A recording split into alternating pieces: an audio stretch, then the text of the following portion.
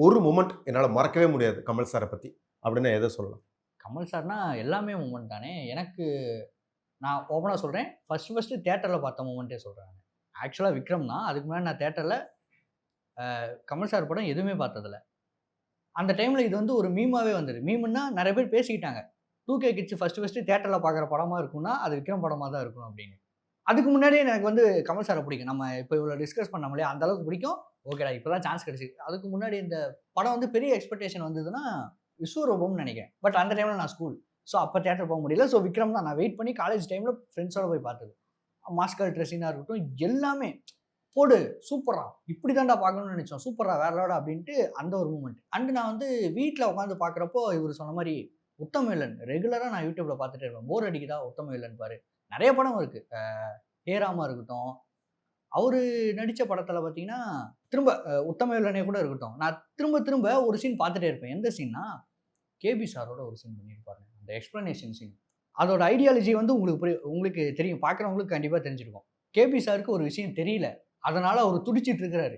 எனக்கு அந்த விஷயம் தெரியும். அந்த விஷயத்த சார்ட்ட சொல்ட்டேன்னா, அவரு எப்படி ரியாக்ட் பண்ணுவாருன்னு எனக்கு தெரியும். அதனால நான் இப்ப பொறுமையா இருக்கேன். அவரு திட்டுறதெல்லாம் நான் கம்முனு வாங்கிட்டு இருக்கேன். நான் சொன்னா அவரு எவ்வளோ பெயின் ஆவாருன்னு தெரியும். இதே சீன் தான் ஃபேமிலி கிட்டயும்.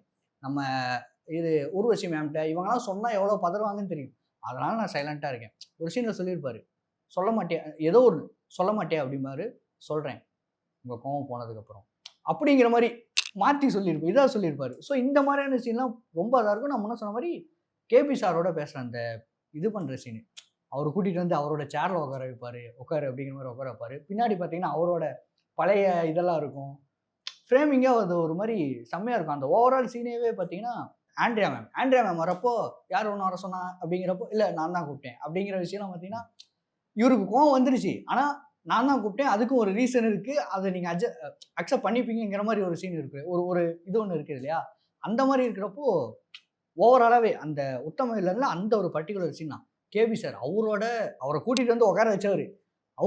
இவங்க 2 பேரும் ஒரு ஃப்ரேம ஷேர் பண்ணி ஒரு விஷயம் பண்றாங்க இல்லையா? அந்த ஒரு சீன் தான். கமல் சார் அப்படின்னு சொல்லிட்டா எனக்கு ஃபர்ஸ்ட்டு ஞாபகம் வர சீன் அந்த கேபி சாரோட உத்தம வில்லன் அந்த சீன் தான்.